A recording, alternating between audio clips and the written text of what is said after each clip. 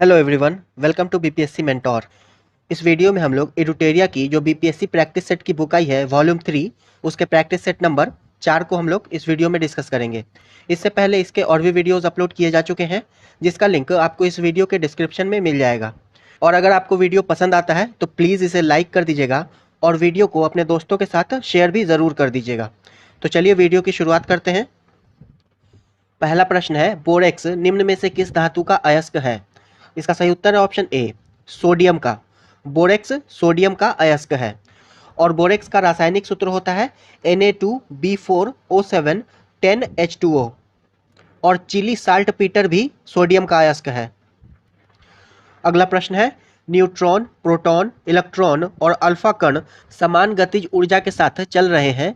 कणों को उनके वेगों के बढ़ते क्रम में विकल्प का चयन करें। और इसका सही उत्तर है ऑप्शन ए, अल्फा कण, न्यूट्रॉन, प्रोटॉन और इलेक्ट्रॉन। सबसे ज़्यादा वेग अल्फा कण का होता है, उसके बाद न्यूट्रॉन का, फिर प्रोटॉन का और उसके बाद इलेक्ट्रॉन का।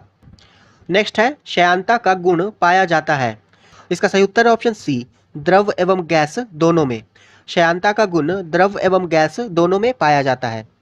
किसी द्रव या गैस की दो क्रमागत परतों के बीच उसकी आपेक्षिक गति का विरोध करने वाले घर्षण बल को श्यान बल कहते हैं और ऐसे गुण को श्यानता कहते हैं।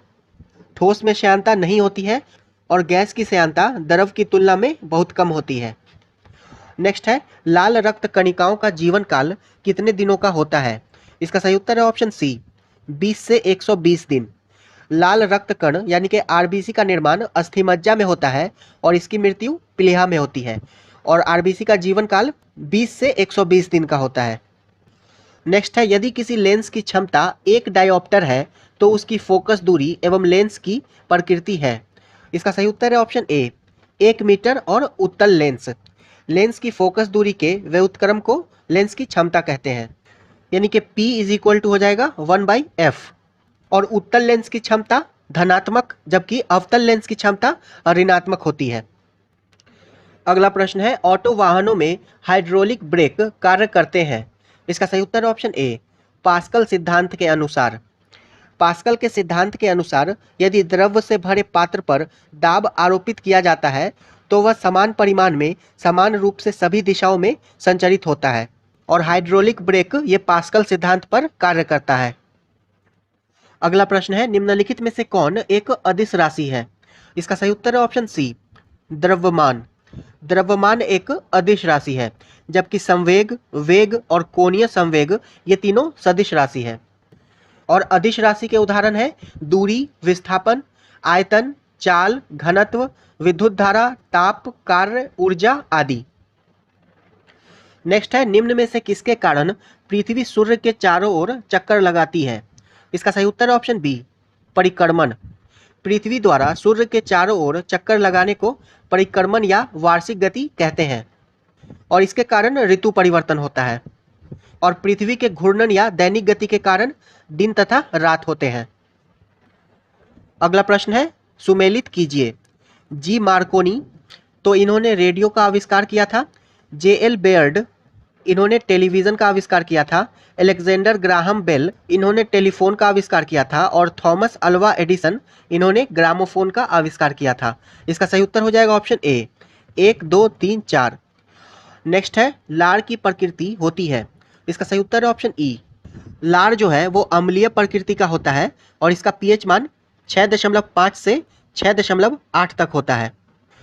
और लार में टाइलिन तथा लाइसोजाइम नामक पाचक एंजाइम पाए जाते हैं। तो इसका सही उत्तर हो जाएगा उपर्युक्त में से कोई नहीं, लार अम्लीय प्रकृति का होता है। नेक्स्ट है, हाइड्रोजन गैस भरा गुब्बारा। इसका सही उत्तर है ऑप्शन बी, हवा में केवल तभी ऊपर उठता है जब उसका कुल भार विस्थापित वायु के भार से बहुत कम हो। हाइड्रोजन गैस भरा गुब्बारा हवा में केवल तभी ऊपर उठता है जब उसका कुल भार विस्थापित वायु के भार से बहुत कम हो। नेक्स्ट है, केल्विन पैमाने पर भाप बिंदु निम्न में से क्या होता है? इसका सही उत्तर है ऑप्शन डी, 373 केल्विन। केल्विन पैमाने पर भाप बिंदु 373 केल्विन होता है। भाप बिंदु यानी कि बॉइलिंग पॉइंट। और केल्विन पैमाने पर हिमांक 273 केल्विन होता है। इसका फॉर्मूला होता है C/100 is equal to K minus 273 divided by 100, यानी कि सेल्सियस में जब 273 जोड़ देते हैं तो केल्विन बन जाता है।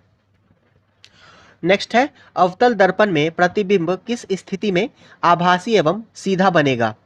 इसका सही उत्तर है ऑप्शन डी, जब वस्तु अवतल दर्पण के फोकस एवं ध्रुव के मध्य हो। जब कोई वस्तु अवतल दर्पण के फोकस एवं ध्रुव के मध्य हो तब प्रतिबिंब सीधा, आभासी और वस्तु से बड़ा एवं दर्पण के पीछे बनता है। अगला प्रश्न है, परिपथ में धारा है, तो परिपथ में ये दोनों प्रतिरोध श्रेणी क्रम में जुड़े हैं, तो इनका समतुल्य प्रतिरोध 4 ओम हो जाएगा और ये 2 ओम। ठीक है, तो इसका समतुल्य प्रतिरोध हो जाएगा 1/4 प्लस 1/2 इज इक्वल टू 3/4। तो ये 1/r का वैल्यू है, तो r इज इक्वल टू हो जाएगा 4/3। अब धारा निकालने के लिए V/R करना होगा। वोल्ट है 2 वोल्ट और डिवाइडेड बाई कर देंगे r, तो 4/3 हो जाएगा 3/4। तो ये 2 से 2 बार में, तो 3/2। इसका सही उत्तर हो जाएगा ऑप्शन ए, 1.5 एम्पियर। नेक्स्ट है, मोमबत्ती के हवा में जलने पर बनने वाला उत्पाद नहीं है। इसका सही उत्तर है ऑप्शन ए, नाइट्रोजन। मोमबत्ती के पूर्ण या अपूर्ण दहन से कार्बन मोनोऑक्साइड, कार्बन डाइऑक्साइड और कालिख के रूप में कार्बन, ऊष्मा, प्रकाश ऊर्जा आदि निकलते हैं। नेक्स्ट है, दांतों के इनेमल में कैल्शियम फॉस्फेट मौजूद होता है जिसकी प्रकृति है। इसका सही उत्तर है ऑप्शन ए, क्षारीय। दांतों के इनेमल में कैल्शियम फॉस्फेट मौजूद होता है और इसकी प्रकृति क्षारीय होती है। और इनेमल ये मानव शरीर का सबसे कठोर पदार्थ होता है। नेक्स्ट है, निम्नलिखित कथनों में से कौन सही है? सभी धातु तन्न है, तो ये कथन गलत है। सामान्यतः धातु तन्न होते हैं लेकिन सभी धातु तन्न नहीं होते हैं, जैसे सोडियम, पारा आदि अतन्न धातु है। सभी अधातु तन्न होते हैं, तो ये भी कथन गलत है। अधातु तन्न नहीं होते हैं। सामान्यतः धातुएं तन्न होती हैं, तो ये कथन सही है। सामान्यतः धातुएं तन्न होती हैं। कुछ अधातु तन्न है, तो ये कथन गलत है। अधातु तन्न नहीं होते हैं, तो इसका सही उत्तर हो जाएगा ऑप्शन सी, सामान्यतः धातुएं तन्न होती हैं और अधातु तन्न नहीं होते हैं। नेक्स्ट है, कोशिका का निम्नलिखित में से कौन सा भाग निर्जीव है? इसका सही उत्तर है ऑप्शन बी, रिक्तिका। रिक्तिका कोशिका का निर्जीव भाग होता है। नेक्स्ट है, निम्नलिखित में से किसे कोशिका के कोशिका द्रव्य का भाग नहीं माना जाएगा? इसका सही उत्तर है ऑप्शन बी, नाभिक को। नाभिक को कोशिका द्रव्य यानी कि साइटोप्लाज्म का भाग नहीं माना जाएगा। और नाभिक कोशिका में उपस्थित सबसे बड़ा और महत्वपूर्ण भाग होता है। नेक्स्ट है, धमनी या आर्टरी और शिरा यानी कि वेन में रक्त का पीएच होता है। इसका सही उत्तर है ऑप्शन सी, शिरा में अधिक और धमनी में कम होता है। रक्त का पीएच मान धमनी की तुलना में शिरा में अधिक होता है, क्योंकि शिरा के प्लाज्मा में ऑक्सीजन रहित रक्त तथा कार्बोनेट आयन के रूप में घुला हुआ कार्बन डाइऑक्साइड रहता है। इसलिए शिरा में रक्त का पीएच मान धमनी की तुलना में अधिक होता है। नेक्स्ट है, निम्नलिखित में से कौन सी वास्तविक रूप से मछली है? इसका सही उत्तर है ऑप्शन डी, समुद्री घोड़ा। समुद्री घोड़ा वास्तविक रूप से मछली है और समुद्री घोड़ा को हिप्पोकैम्पस भी कहते हैं। अगला प्रश्न है, जंपिंग जीन के सिद्धांत का प्रतिपादन किसने किया था? इसका सही उत्तर है ऑप्शन सी, बारबरा मैकलिंटॉक ने। और इसके लिए इन्हें 1983 ईस्वी में चिकित्सा का नोबेल पुरस्कार से सम्मानित किया गया था। नेक्स्ट है, मानव शरीर में पाए जाने वाले तत्व मात्रा के अनुसार सही क्रम में हैं। इसका सही उत्तर है ऑप्शन ए, ऑक्सीजन, कार्बन, हाइड्रोजन, नाइट्रोजन और कैल्शियम।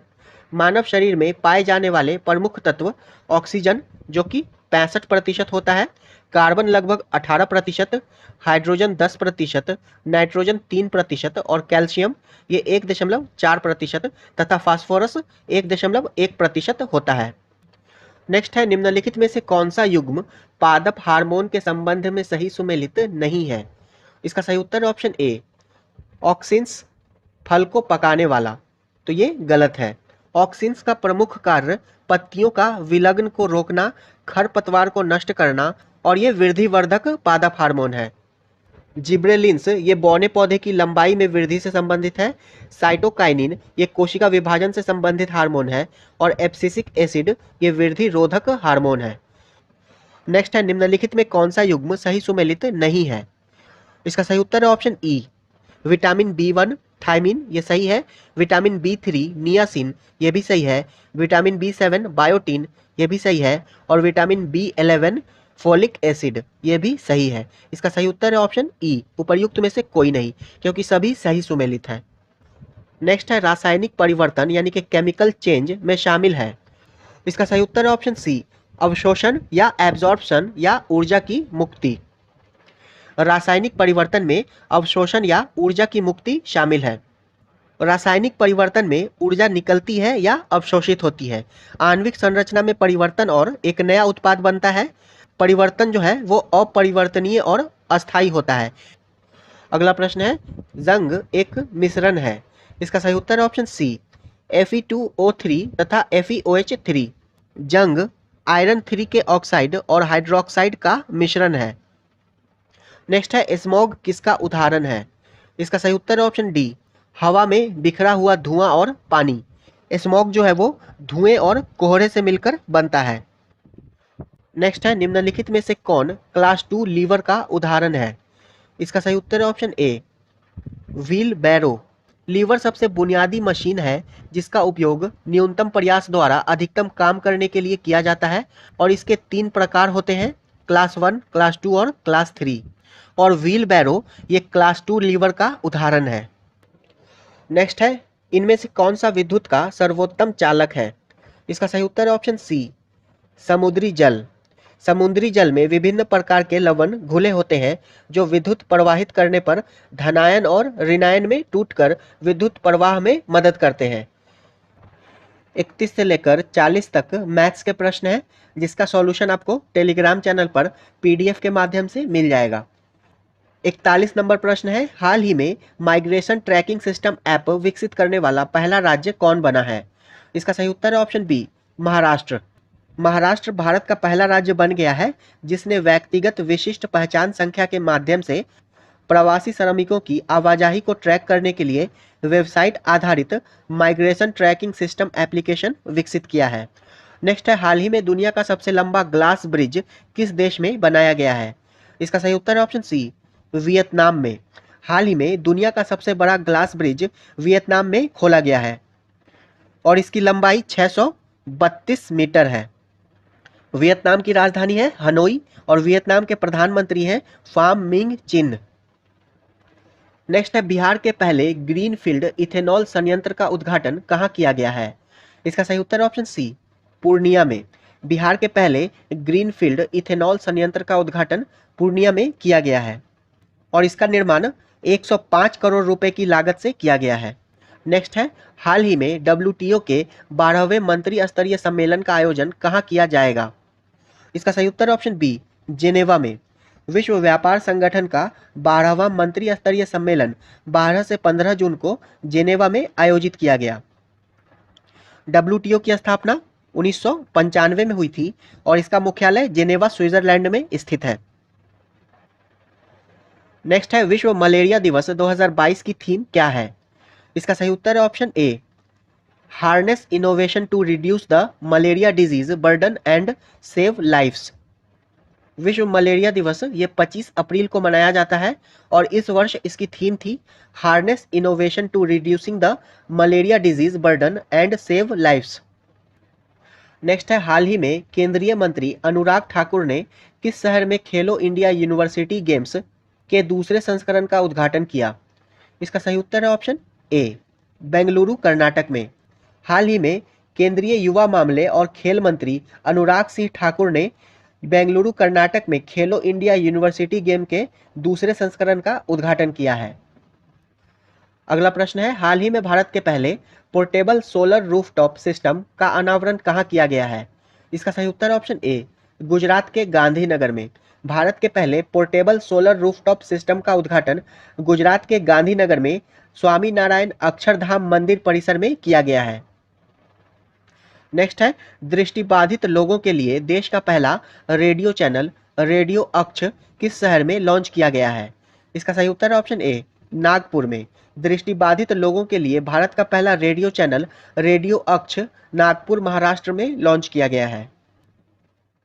नेक्स्ट है, हाल ही में 12वीं सीनियर पुरुष राष्ट्रीय हॉकी चैंपियनशिप किसने जीता है। इसका सही उत्तर है ऑप्शन बी, हरियाणा ने। हरियाणा ने फाइनल में तमिलनाडु को 3-1 से हराकर 12वीं सीनियर पुरुष राष्ट्रीय हॉकी चैंपियनशिप का खिताब अपने नाम किया है। अगला प्रश्न है, महिला क्रिकेट विश्व कप 2022 का खिताब किस देश ने जीता है? इसका सही उत्तर है ऑप्शन सी, ऑस्ट्रेलिया ने। ऑस्ट्रेलिया ने महिला क्रिकेट विश्व कप का खिताब इंग्लैंड को हराकर जीता है और महिला क्रिकेट विश्व कप 2022 का आयोजन न्यूजीलैंड में किया गया था। अगला प्रश्न है, हाल ही में रेलवे सुरक्षा बल ने कथित कालाबाजारी करने वालों के खिलाफ कौन सा अखिल भारतीय अभियान चलाया है? इसका सही उत्तर है ऑप्शन ए, ऑपरेशन उपलब्ध। रेलवे सुरक्षा बल ने ऑपरेशन उपलब्ध के तहत कालाबाजारी करने वालों के खिलाफ एक अखिल भारतीय अभियान चलाया है और इसके तहत टिकटों की कालाबाजारी पर अंकुश लगाया जाएगा। नेक्स्ट है, हाल ही में पहला लता दीनानाथ मंगेशकर पुरस्कार निम्नलिखित में से किसे प्रदान किया गया? इसका सही उत्तर है ऑप्शन ए, प्रधानमंत्री नरेंद्र मोदी को। प्रधानमंत्री नरेंद्र मोदी को पहला लता दीनानाथ मंगेशकर पुरस्कार से सम्मानित किया गया है। नेक्स्ट है, हाल ही में किस मंत्रालय ने डोनेट अ पेंशन पहल की शुरुआत की है? इसका सही उत्तर है ऑप्शन सी, श्रम मंत्रालय ने।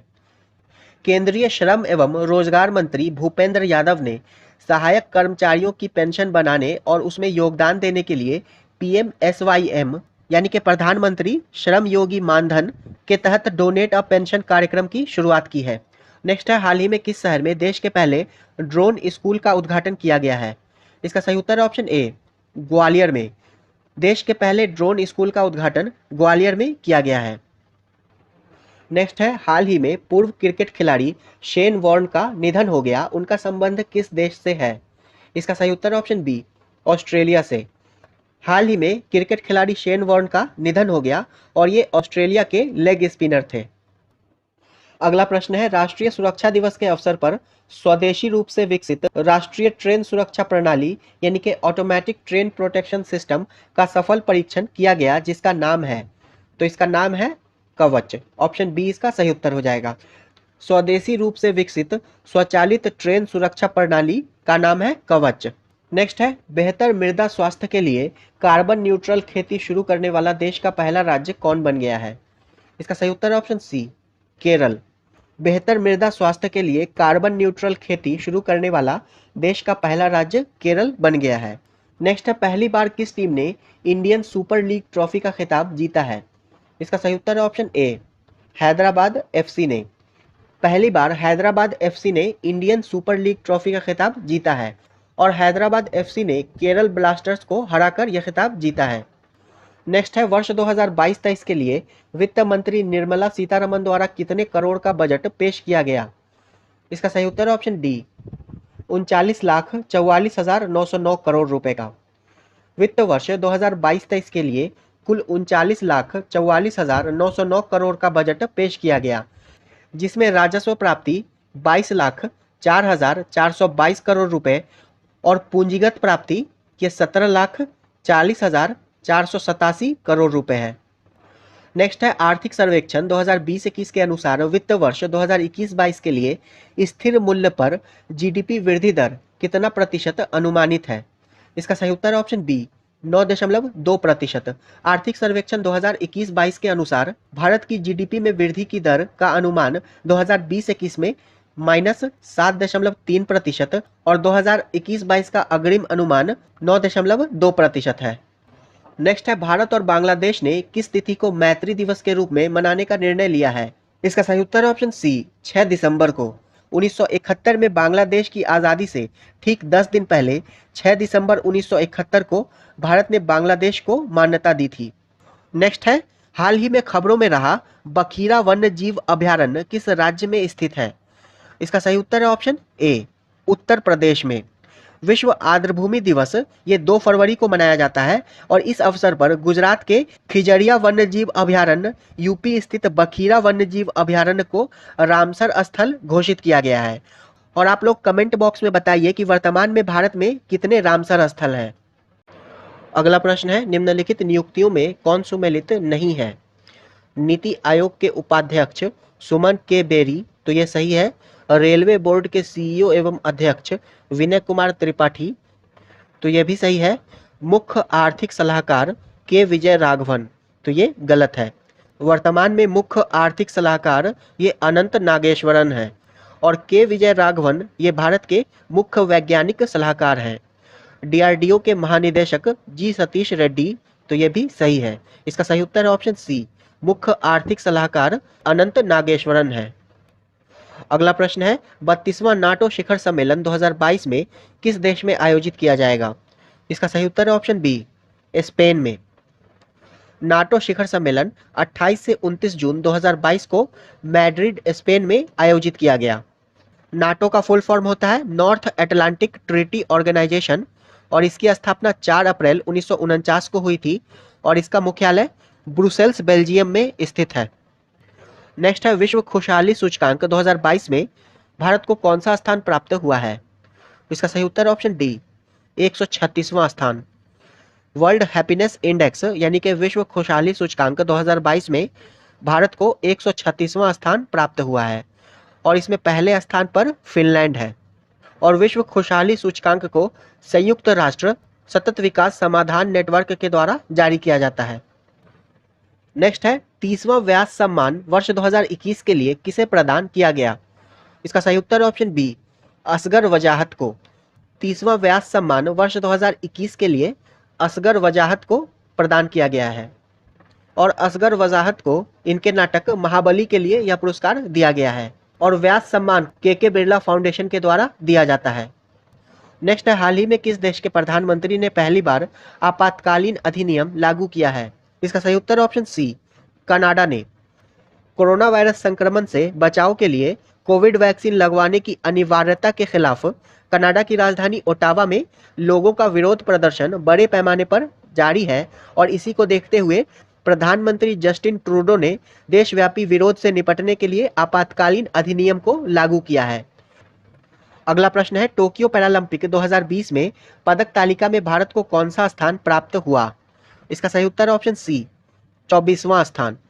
भारत ने टोक्यो पैरालंपिक 2020 में अब तक का सर्वश्रेष्ठ प्रदर्शन किया और भारत ने 5 स्वर्ण, 8 रजत और 6 कांस्य पदकों के साथ कुल 19 मेडल जीते और पदक तालिका में 24वां स्थान प्राप्त किया। नेक्स्ट है हाल ही में किस राज्य सरकार ने स्वयं की वन्य जीव कार्य योजना 2021 से 30 पारित की है और ऐसा करने वाला वह भारत का पहला राज्य बन गया है? इसका सही उत्तर है ऑप्शन सी, महाराष्ट्र। हाल ही में महाराष्ट्र राज्य ने स्वयं की वन्य जीव कार्य योजना पारित की है और ऐसा करने वाला वह भारत का पहला राज्य बन गया है। अगला प्रश्न है हाल ही में किस देश ने अपने पहले स्वदेशी रूप से विकसित रॉकेट नूरी का सफल परीक्षण किया है? इसका सही उत्तर है ऑप्शन बी, दक्षिण कोरिया ने। हाल ही में दक्षिण कोरिया के द्वारा स्वदेशी रूप से विकसित रॉकेट नूरी का सफल परीक्षण किया गया है और विश्व का पहला तैरता हुआ शहर यह भी दक्षिण कोरिया में बनाया जा रहा है। नेक्स्ट है 1857 के विद्रोह के दौरान दिल्ली में सैन्य नेतृत्व किसने किया था? इसका सही उत्तर है ऑप्शन सी, बख्त खान ने। दिल्ली में 1857 के विद्रोह का नेता बहादुर शाह द्वितीय था, जबकि 1857 के विद्रोह में बख्त खान ने दिल्ली में सेना का नेतृत्व किया था। नेक्स्ट है भारतीय राष्ट्रीय कांग्रेस का द्वितीय अधिवेशन कहाँ हुआ था? इसका सही उत्तर है ऑप्शन बी, कलकत्ता में। भारतीय राष्ट्रीय कांग्रेस का दूसरा अधिवेशन 1886 ईस्वी में कलकत्ता में हुआ था और इस अधिवेशन की अध्यक्षता दादा भाई नौरोजी ने की थी और कांग्रेस का पहला अधिवेशन बंबई में 1885 ईस्वी में हुआ था और इसके अध्यक्ष WC बनर्जी थे, यानी कि व्योमेश चंद्र बनर्जी। नेक्स्ट है निम्नलिखित में से कौन अंतिम सिख राजा था? इसका सही उत्तर है ऑप्शन सी, दिलीप सिंह। महाराजा दिलीप सिंह सिख साम्राज्य के अंतिम शासक थे और 1849 ईस्वी में लॉर्ड डलहौजी द्वारा पंजाब पर आक्रमण करने के बाद महाराजा दिलीप सिंह को पेंशन देकर इंग्लैंड भेज दिया गया था। अगला प्रश्न है guilty man of Indian partition पुस्तक के लेखक कौन है? इसका सही उत्तर है ऑप्शन सी, राम मनोहर लोहिया। नेक्स्ट है नील किसान विद्रोह किस वर्ष हुआ था? इसका सही उत्तर है ऑप्शन बी, 1859-60 ईस्वी में। नील किसान विद्रोह 1859-60 ईस्वी में बिहार एवं बंगाल के क्षेत्र में दिगंबर विश्वास और विष्णु विश्वास के नेतृत्व में हुआ था। दिगंबर विश्वास और विष्णु विश्वास के। नेक्स्ट है भारतीय शिक्षा का मैग्ना कार्टा किसे कहा जाता है? इसका सही उत्तर है option C, Charles Wood dispatch को। भारतीय शिक्षा का Magna Carta Charles Wood dispatch को कहा जाता है। 1854 ईस्वी में चार्ल्स वुड डिस्पैच द्वारा भारत में आधुनिक शिक्षा की व्यापक स्तर पर रूपरेखा तैयार की गई थी और इसके कारण वुड डिस्पैच को भारतीय शिक्षा का मैग्ना कार्टा कहा जाता है। नेक्स्ट है, बंगाल विभाजन के संदर्भ में किसने कहा था कि विभाजन हमारे ऊपर एक वज्र की तरह गिरा है? इसका सही उत्तर ऑप्शन सी, सुरेंद्रनाथ बनर्जी ने। सुरेंद्रनाथ बनर्जी ने बंगाल विभाजन पर कहा था कि विभाजन हमारे ऊपर एक वज्र की तरह गिरा है। नेक्स्ट है, सैन फ्रांसिस्को में प्रकाशित गदर का प्रथम अंक निम्नलिखित में से किस भाषा में प्रकाशित हुआ? इसका सही उत्तर ऑप्शन सी, उर्दू भाषा में। 1 नवंबर 1913 ईस्वी को गदर पत्र का प्रथम अंक उर्दू में सैन फ्रांसिस्को से प्रकाशित किया गया था और आगे चलकर यह पत्र मराठी, हिंदी, अंग्रेजी और गुजराती में भी छपने लगा। नेक्स्ट है, क्रांतिकारी संस्था अभिनव भारत का गठन किस वर्ष हुआ था? इसका सही उत्तर है ऑप्शन सी, 1904 ईस्वी में। वीडी सावरकर के द्वारा 1899 ईस्वी में मित्र मेला का गठन किया गया था और यही 1904 में एक गुप्त सभा अभिनव भारत के रूप में परिवर्तित हो गया। नेक्स्ट है, चौरी चौरा कांड के समय भारत का वायसराय कौन था? इसका सही उत्तर है option B, Lord Reading. Chauri Chaura कांड गोरखपुर में हुआ था 1922 ईस्वी में और इस समय भारत का वायसराय लॉर्ड रीडिंग था और इसी घटना के बाद असहयोग आंदोलन को वापस ले लिया गया था और वायसराय लॉर्ड रीडिंग का कार्यकाल 1921 से 1926 का था। नेक्स्ट है, देव समाज का संस्थापक निम्नलिखित में से कौन था? इसका सही उत्तर है ऑप्शन ए, शिव नारायण अग्निहोत्री। देव समाज की स्थापना 1887 ईस्वी में शिव नारायण अग्निहोत्री ने लाहौर में की थी। नेक्स्ट है, स्वदेशी और बहिष्कार पहली बार किस आंदोलन के दौरान संघर्ष की विधि के रूप में अपनाया गया था? इसका सही उत्तर है ऑप्शन बी, स्वदेशी आंदोलन। बंगाल विभाजन के विरोध में चलाए गए स्वदेशी आंदोलन में स्वदेशी एवं बहिष्कार को संघर्ष के विधि के रूप में अपनाया गया था।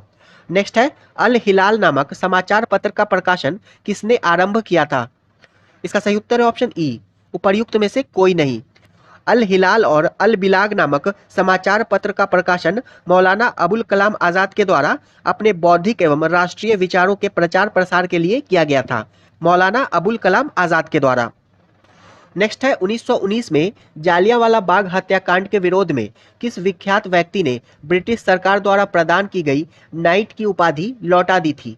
इसका सही उत्तर है ऑप्शन डी, रविंद्रनाथ टैगोर ने। जालियांवाला बाग हत्याकांड के विरोध में रविंद्रनाथ टैगोर ने ब्रिटिश सरकार द्वारा प्रदान की गई नाइट की उपाधि लौटा दी थी। अगला प्रश्न है, इल्बर्ट बिल को किस वर्ष लाया गया था? तो इल्बर्ट बिल को लॉर्ड रिपन के कार्यकाल में वर्ष 1883 ईस्वी में लाया गया था। ऑप्शन बी इसका सही उत्तर हो जाएगा, 1883। वायसराय लॉर्ड रिपन के कार्यकाल के दौरान इल्बर्ट बिल लाया गया था और इस बिल के द्वारा भारतीय न्यायाधीशों को उन मामलों की सुनवाई करने का भी अधिकार प्रदान कर दिया गया था जिसमें यूरोपीय नागरिक शामिल होते थे और अंग्रेजों द्वारा इस बिल का विरोध किया गया था और इस बिल के अत्यधिक विरोध के चलते वायसराय ने इसे वापस ले लिया था। बुक में लॉर्ड इरविन दिया गया है लेकिन इस बिल को लॉर्ड रिपन के कार्यकाल में लाया गया था। आप लोग इसे करेक्ट कर लेंगे। नेक्स्ट है, निम्नलिखित मुकदमों में से कालक्रम के अनुसार सबसे बाद में कौन सी घटना घटित हुई थी? इसका सही उत्तर है ऑप्शन ए, मेरठ मुकदमा। मेरठ मुकदमा 1929 ईस्वी में हुआ था। नेक्स्ट है, निम्नलिखित में से किसने लंदन में इंडियन होम रूल सोसाइटी को प्रारंभ किया था? इसका सही उत्तर है ऑप्शन डी, श्यामजी कृष्ण वर्मा ने। 1905 ईस्वी में लंदन में श्यामजी कृष्ण वर्मा ने इंडियन होम रूल सोसाइटी की स्थापना की थी और श्यामजी कृष्ण वर्मा ने ही इंडिया हाउस की भी स्थापना की थी। अगला प्रश्न है, निम्न में से कौन चंपारण सत्याग्रह से संबंधित नहीं थे?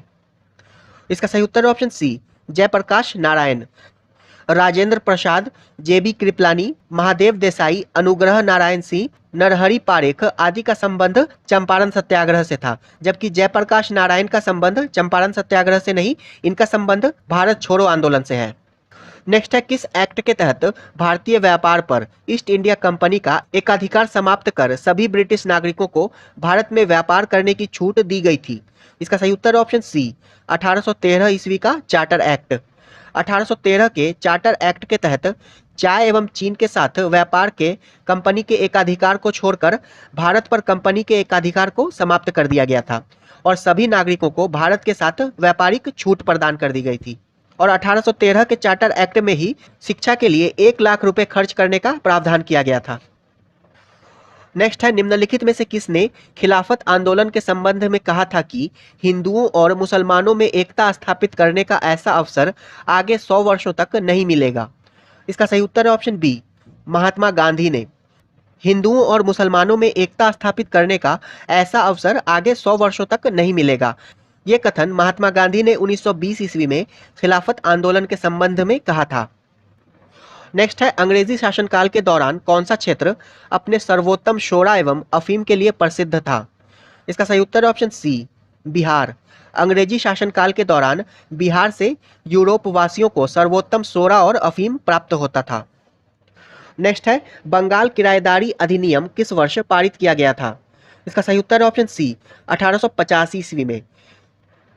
किसानों के विरोध के कारण बंगाल सरकार ने बंगाल एवं बिहार में बंगाल किराएदारी अधिनियम 1885 पारित कर भूमि मालिकों एवं किराएदारों के अधिकारों को परिभाषित किया था।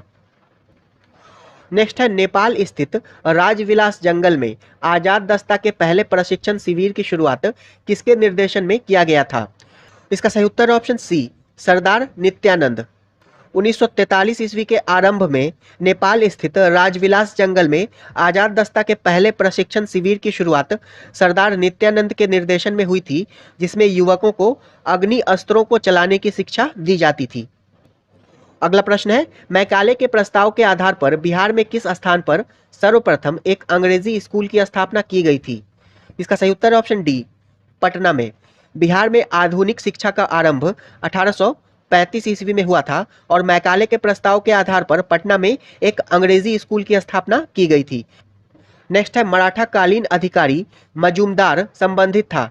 इसका सही उत्तर है ऑप्शन डी, आय व्यय का निरीक्षक।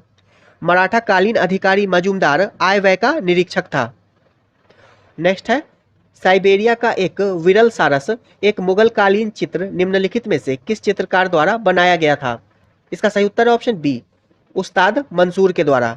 उस्ताद मंसूर जहांगीर कालीन चित्रकार था और ये पशु पक्षी विशेषज्ञ चित्रकार था, और उस्ताद मंसूर के द्वारा साइबेरिया का विरल सारस एवं बंगाल का एक अनोखा पुष्प जैसे विशिष्ट चित्र बनाए गए थे।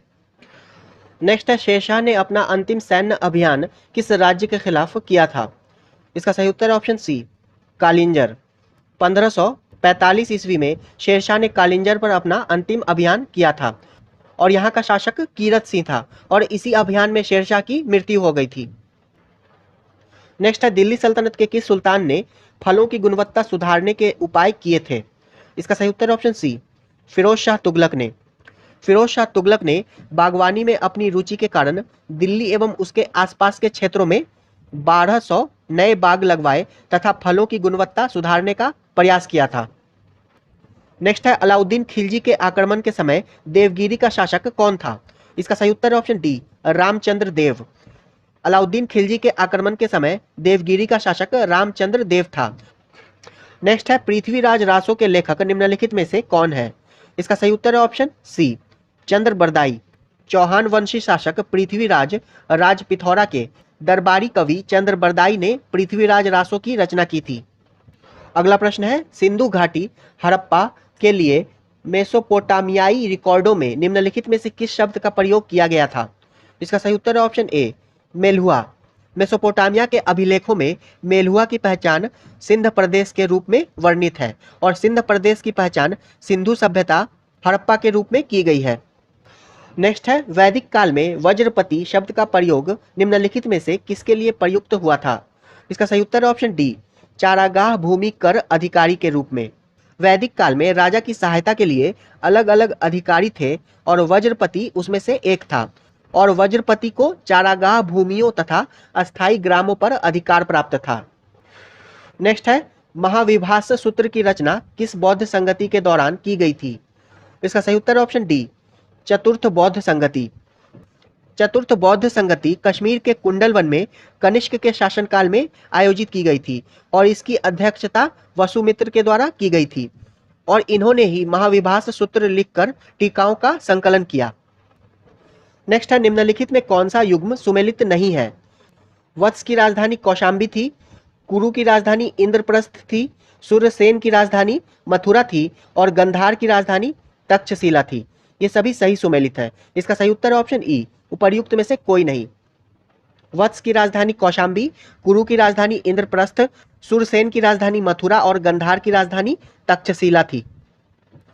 नेक्स्ट है, सैंड्रो कोट्स की पहचान चंद्रगुप्त मौर्य के रूप में निम्नलिखित में से किसने की थी? इसका सही उत्तर ऑप्शन सी, विलियम जोन्स ने। विलियम जोन्स पहले विद्वान थे जिन्होंने सैंड्रो कोट्स की पहचान मौर्य शासक चंद्रगुप्त मौर्य के रूप में की थी। नेक्स्ट है, नालंदा विश्वविद्यालय की स्थापना किस वंश के शासन में की गई थी? इसका सही उत्तर है ऑप्शन बी, गुप्त वंश। नालंदा विश्वविद्यालय दक्षिण बिहार के राजगीर के निकट स्थित है और इस विश्वविद्यालय की स्थापना गुप्त वंशी शासक कुमार गुप्त प्रथम के द्वारा की गई थी। अगला प्रश्न है, नंद वंश की समाप्ति के बाद मगध पर किस वंश ने शासन किया? इसका सही उत्तर है ऑप्शन ई, अंतिम नंद वंशीय शासक धनानंद की हत्या चंद्रगुप्त मौर्य ने चाणक्य की सहायता से कर दी थी और इसके पश्चात मगध पर मौर्य साम्राज्य की स्थापना हुई थी। तो इसका सही उत्तर हो जाएगा उपर्युक्त में से कोई नहीं। नंद वंश के बाद मगध पर मौर्य साम्राज्य की स्थापना हुई थी। नेक्स्ट है, चीनी यात्री ह्वेनसांग ने अपनी यात्रा के दौरान किस प्राचीन विश्वविद्यालय में अध्ययन किया था? इसका सही उत्तर है ऑप्शन ए, नालंदा विश्वविद्यालय। चीनी यात्री ह्वेनसांग ये हर्षवर्धन के शासनकाल में भारत आया था और इसने नालंदा विश्वविद्यालय में अध्ययन किया था और इस समय नालंदा विश्वविद्यालय के कुलपति शीलभद्र थे। नेक्स्ट है, बिहार का अंतिम अफगान शासक निम्नलिखित में से कौन था? इसका सही उत्तर ऑप्शन ए, दाऊद खां करारनी। मुगल शासक अकबर ने 1574 ईस्वी में बिहार पर आक्रमण किया एवं 1576 में बिहार पर अधिकार कर लिया था और इस आक्रमण के दौरान बिहार का अंतिम अफगान शासक दाऊद खां करारनी पलायन करके भाग गया था और 1580 ईस्वी में अकबर ने बिहार को मुगल साम्राज्य का एक प्रांत घोषित किया था। नेक्स्ट है, गुप्त काल में कृषि भूमि माप के लिए प्रयुक्त पैमाना निम्नलिखित में से कौन था? इसका सही उत्तर ऑप्शन ई, गुप्त काल में कृषि भूमि के माप के लिए निवर्तन, द्रोणवाप और आढ़वाप आदि पैमानों का प्रयोग किया जाता था और गुप्त काल में भूमि पर मुख्यतः राजा का अधिकार होता था। नेक्स्ट है, निम्नलिखित में से कौन सुमेलित नहीं है? उर्वरक उत्पाद बादामी क्रांति, तो ये गलत है। उर्वरक उत्पाद जो है वो भूरी क्रांति से संबंधित है और बादामी क्रांति मसाला उत्पादन से संबंधित है। कपास उत्पादन स्वर्णरेश क्रांति, तो ये सही है। प्याज उत्पादन गुलाबी क्रांति, तो ये भी सही है। गुलाबी क्रांति प्याज उत्पादन और झींगा उत्पादन से संबंधित है और आलू उत्पादन गोल क्रांति, तो ये भी सही है। इसका सही उत्तर हो जाएगा ऑप्शन ए, उर्वरक उत्पादन ये भूरी क्रांति से संबंधित है और मसाला उत्पादन बादामी क्रांति से संबंधित है। नेक्स्ट है, राष्ट्रीय कृषि और ग्रामीण विकास बैंक नाबार्ड की स्थापना किस वर्ष की गई थी? इसका सही उत्तर ऑप्शन सी, 12 जुलाई 1982 ईस्वी को।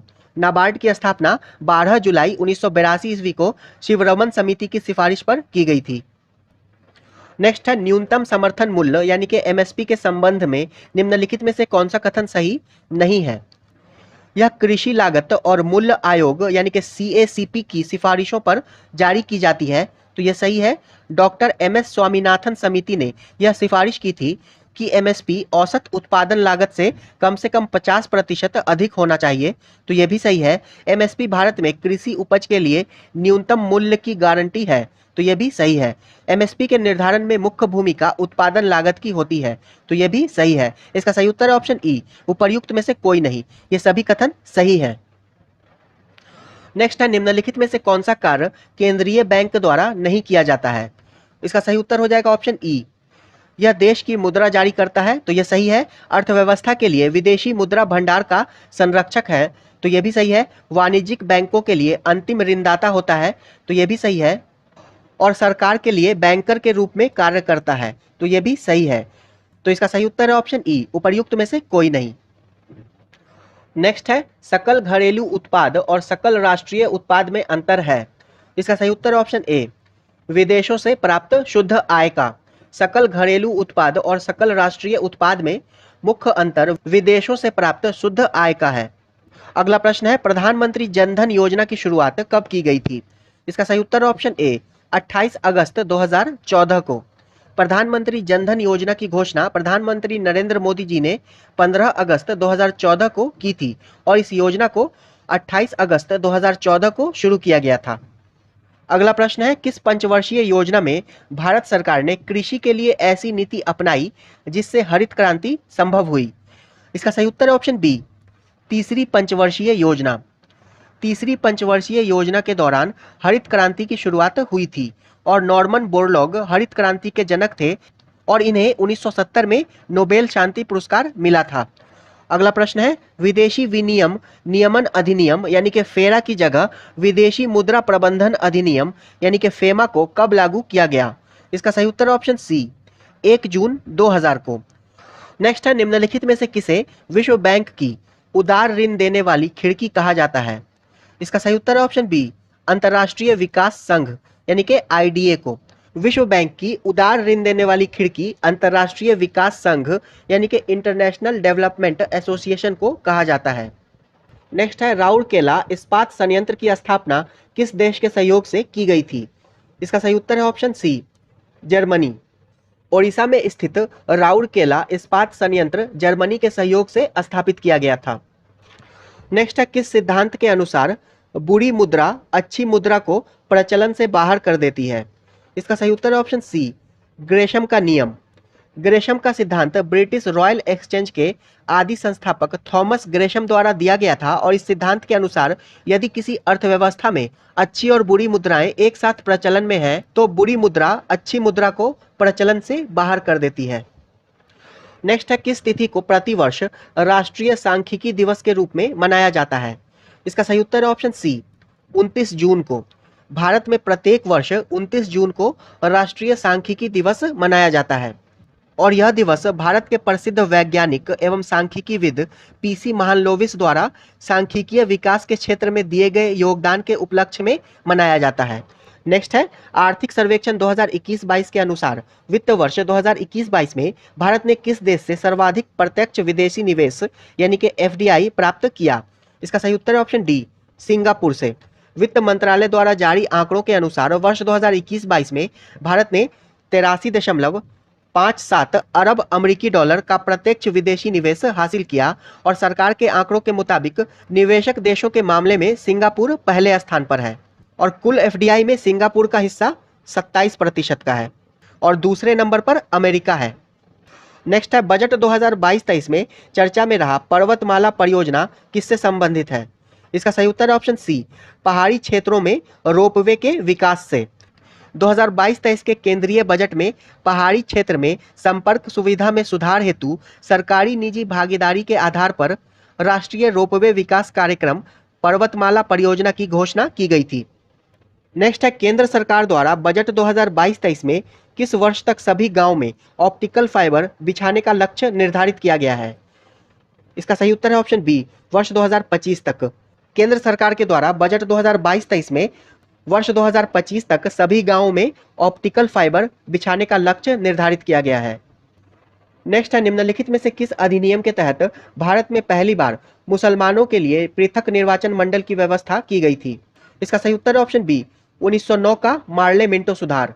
1909 के मार्ले मिंटो सुधार के तहत भारत में पहली बार मुसलमानों के लिए पृथक निर्वाचन की व्यवस्था की गई थी और इसीलिए लॉर्ड मिंटो को सांप्रदायिक निर्वाचन के जनक के रूप में माना जाता है।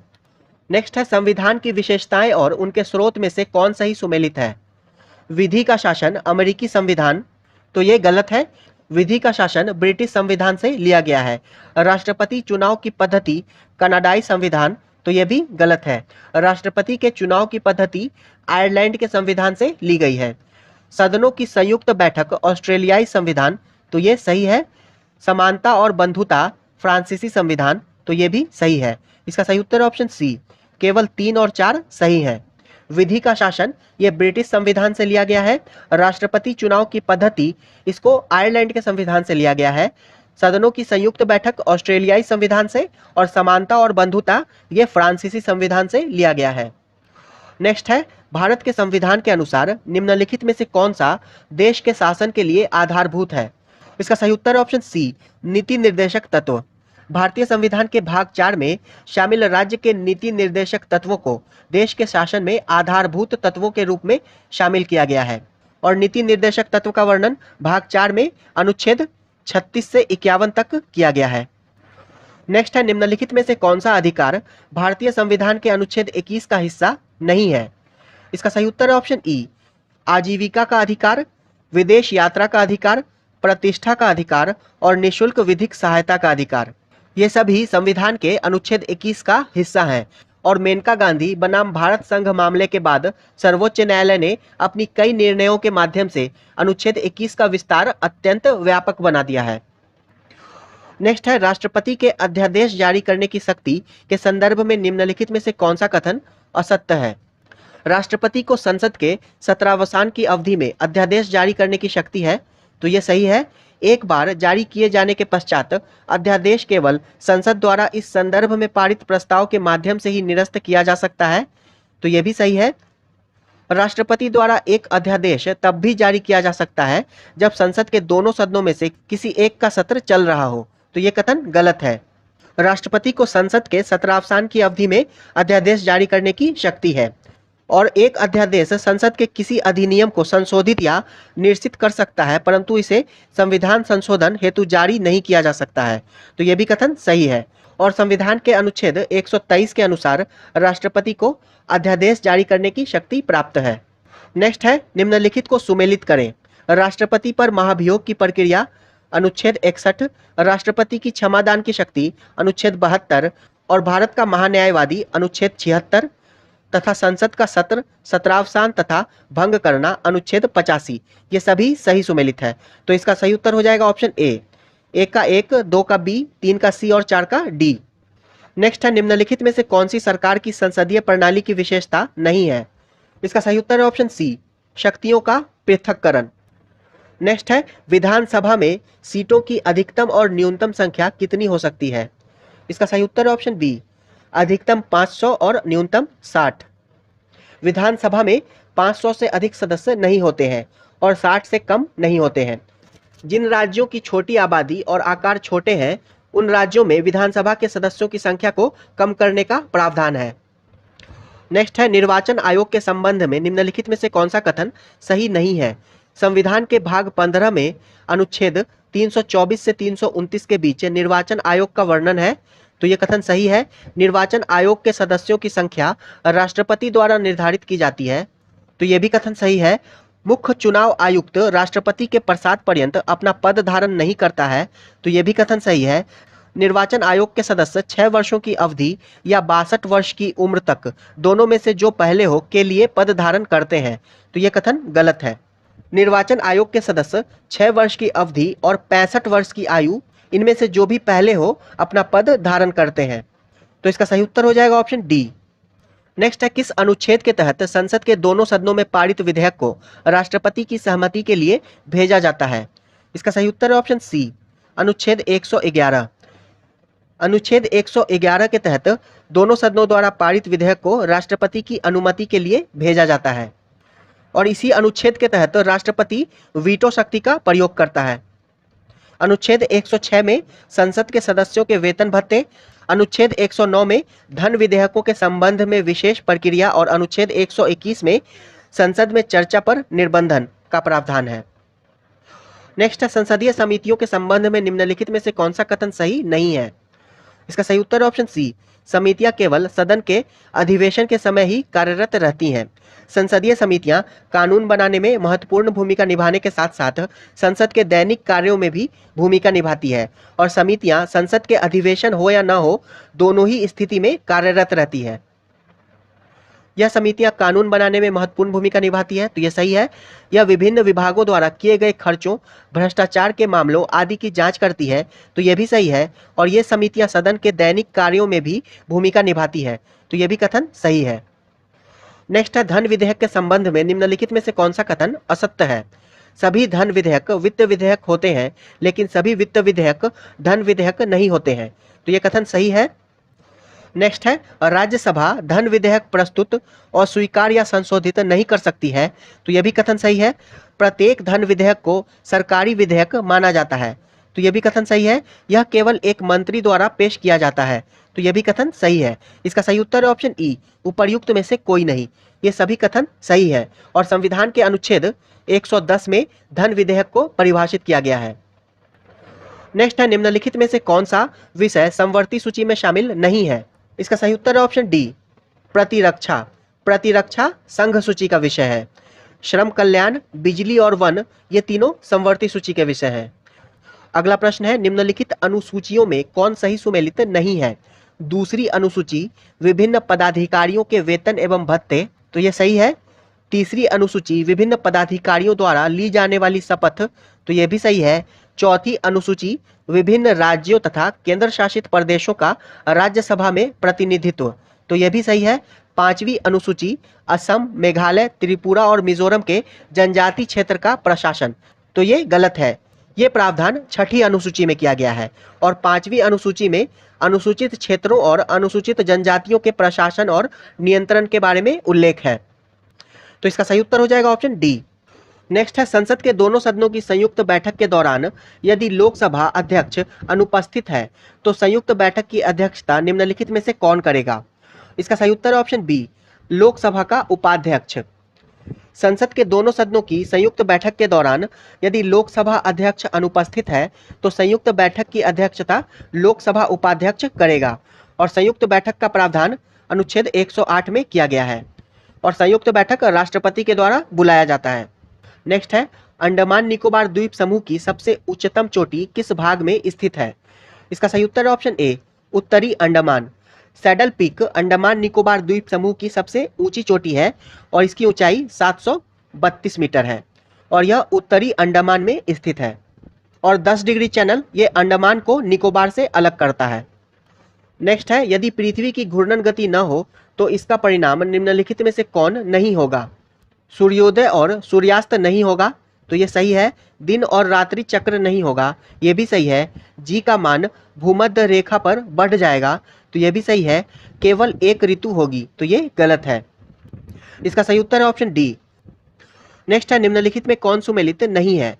बनिहाल दर्रा जम्मू कश्मीर, ये सही है। लिपुलेख दर्रा उत्तराखंड, ये भी सही है। बड़ा लाचा दर्रा हिमाचल प्रदेश, तो ये भी सही है। दीफू दर्रा मणिपुर, तो ये गलत है। दीफू दर्रा अरुणाचल प्रदेश में स्थित है और तुजू दर्रा ये मणिपुर में है। नेक्स्ट है निम्नलिखित में कौन सुमेलित नहीं है? नागार्जुन सागर परियोजना कृष्णा नदी, तो ये सही है। पोलावरम परियोजना गोदावरी नदी, तो ये भी सही है। इडुक्की परियोजना पेरियार नदी, तो ये भी सही है। दुलहस्ती परियोजना झेलम नदी, तो ये गलत है।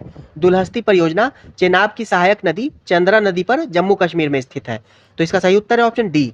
दुलहस्ती परियोजना चेनाब की सहायक नदी चंद्रा नदी पर जम्मू कश्मीर में स्थित है। नेक्स्ट है अरल सागर निम्नलिखित में से किन देशों के बीच स्थित है? इसका सही उत्तर है ऑप्शन बी, कजाकिस्तान और उज्बेकिस्तान। अरल सागर कजाकिस्तान एवं उज्बेकिस्तान के मध्य स्थित एक झील है तथा आमू दरिया और सीर दरिया नामक नदी इसी झील में गिरती है। नेक्स्ट है निम्नलिखित में कौन सुमेलित नहीं है? जिब्राल्टर जल संधि भूमध्य सागर और अटलांटिक महासागर, तो ये सही है। जिब्राल्टर जल संधि ये भूमध्य सागर को अटलांटिक महासागर से जोड़ती है। डेविस जल संधि ये बैफिन सागर और लैब्राडोर सागर को जोड़ती है। डोवर जल संधि ये भूमध्य सागर और इंग्लिश चैनल, तो ये गलत है। डोवर जल संधि उत्तरी सागर को इंग्लिश चैनल से जोड़ती है और बास जल संधि तस्मान सागर और ग्रेट ऑस्ट्रेलियन बाइट को जोड़ती है, तो इसका सही उत्तर हो जाएगा ऑप्शन सी। डोवर जल संधि ये उत्तरी सागर को इंग्लिश चैनल से जोड़ती है। नेक्स्ट है निम्नलिखित में कौन सा सही सुमेलित नहीं है? वेल्ड दक्षिण अफ्रीका, ये सही है। कैंटरबरी न्यूजीलैंड, ये भी सही है। डाउन्स ऑस्ट्रेलिया, ये भी सही है और पुस्ताज हंगरी, ये भी सही है। इसका सही उत्तर ऑप्शन ई, उपर्युक्त में से कोई नहीं, ये सभी सही सुमेलित है। नेक्स्ट है निम्नलिखित को सुमेलित करें। ओमान की राजधानी मस्कट है, वियतनाम की राजधानी हनोई है, फिजी की राजधानी सुवा है और फिलीपींस की राजधानी मनीला है। इसका सही उत्तर हो जाएगा ऑप्शन सी, 4 3 2 1। ओमान की राजधानी मस्कट, वियतनाम की राजधानी हनोई, फिजी की राजधानी सुवा और फिलीपींस की राजधानी मनीला। नेक्स्ट है 2011 की जनगणना के अनुसार वर्ष 2001 से 2011 तक भारत की जनसंख्या वृद्धि दर क्या थी? इसका सही उत्तर है ऑप्शन डी, 17.7%।